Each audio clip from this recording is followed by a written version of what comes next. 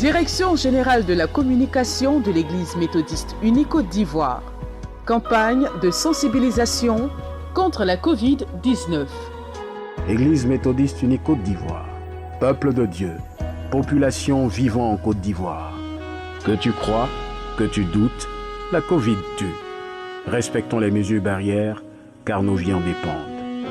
Stop Covid-19.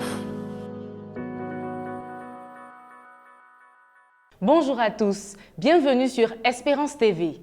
Aujourd'hui, nous sommes au deuxième jour de la 16e conférence annuelle ordinaire de l'Église méthodiste unie Côte d'Ivoire. Comme vous le savez, les travaux de ces assises ont débuté hier dans la matinée, suivis dans la soirée du culte d'ouverture. Ce culte vous a été retransmis en direct sur Espérance TV. Et à cette occasion, le bishop Benjamin Boni, président de la conférence annuelle de l'Église méthodiste unie Côte d'Ivoire, a officiellement déclaré ouvertes les assises de cette conférence. Suivons ensemble le compte-rendu de Raphaël Dompé. Pour l'avancement de l'œuvre de Dieu dans le monde, œuvre de salut, pour le bien multiforme de Dieu envers le monde et en particulier envers les orphelins et les veuves, à la gloire de notre Dieu, Père, Fils et Saint-Esprit, et en toute reconnaissance de l'Église, à la communauté locale, à la communauté villageoise d'Abobo Baoulé, et envers tout le district, je déclare ouvertes les assises de la 16e conférence annuelle de l'Église méthodiste unie Côte d'Ivoire.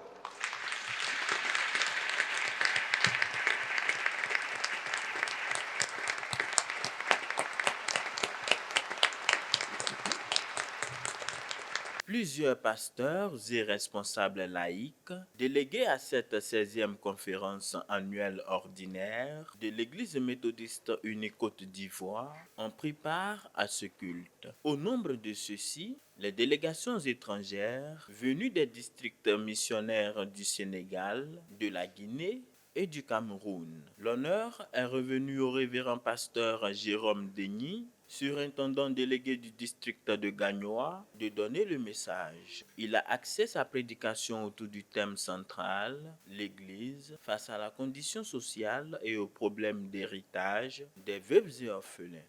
Thème extrait de Deutéronome chapitre 10, versets 12 à 22. Frères et sœurs dans le Seigneur, nous ne pouvons pas rester indifférents à ceux qui nous entourent.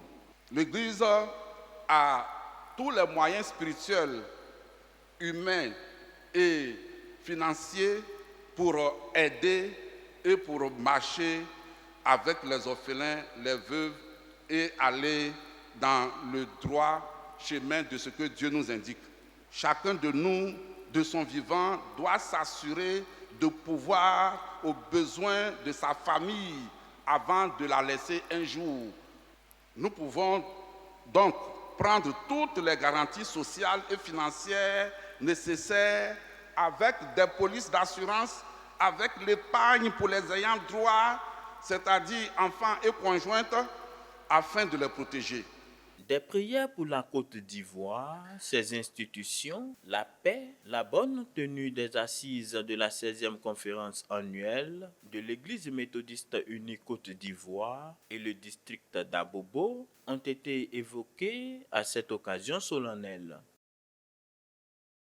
Continuons pour dire que le message épiscopal du bishop, l'examen des rapports et la conversation sur l'œuvre de Dieu ont été au centre de cette deuxième journée des travaux. Des assises qui, selon Jean-Noël Kwame, se déroulent dans un environnement sain et sécurisé.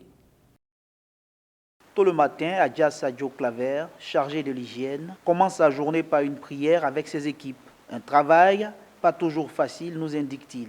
Généralement, les matins quand nous arrivons, nous mettons les toilettes très propres pour mieux accueillir les invités et autres. Je pense bien que nous traversons souvent des difficultés, mais par la grâce de Dieu, on ne se plaint pas.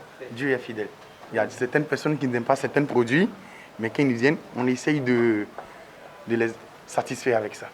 Une fois les équipes au travail, ils partent faire un point de la situation au responsable des latrines. Kwasi Solange se dit fière du travail qu'elle fait avec dévouement pour la propreté des latrines et l'hygiène pendant ses assises. Tôt le matin, on vient, on nettoie les toilettes avec les javels, les savons liquides. Parce que chaque fois qu'une personne rentre dans les toilettes et sort, on rentre derrière lui pour voir s'il n'y a rien de manque, si tout est propre là-bas.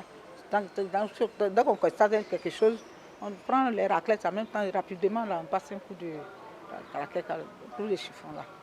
Tout le monde est content quand ils viennent, bon, en tout cas ils nous félicitent, beaucoup nous félicitent. Ils disent non, à Bobalé, non, on est numéro 1 dans les salubrités. Non loin de là, l'adjudant-chef, Niamke André, responsable des organisations militaires et paramilitaires de l'Église, coordonne les opérations de sécurité.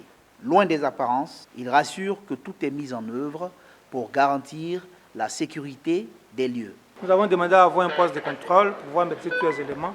Les éléments OMP, c'est l'organisation militaire paramilitaire de l'Église méthodiste de Côte d'Ivoire, sont des policiers, des corps habillés, comme on le dit, des militaires qui travaillent pour l'Église par dévouement et par vocation. C'est ce que nous faisons. Nous sommes assez nombreux. On va au travail et on vient pour aider l'Église. On ne peut pas dire que rien ne peut arriver, mais on se dit que Dieu est là et tout va bien se passer.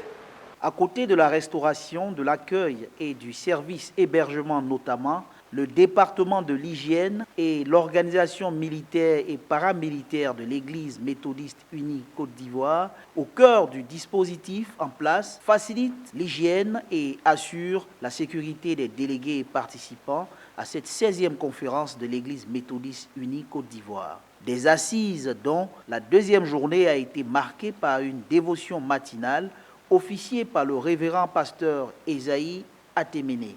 Celle-ci a été suivie de la plénière avec le message épiscopal du bishop, l'examen des rapports de district de l'Église et la conversation sur l'œuvre de Dieu. C'est ici que s'achève l'édition d'aujourd'hui. Rendez-vous donc demain sur Espérance TV. Dieu nous garde.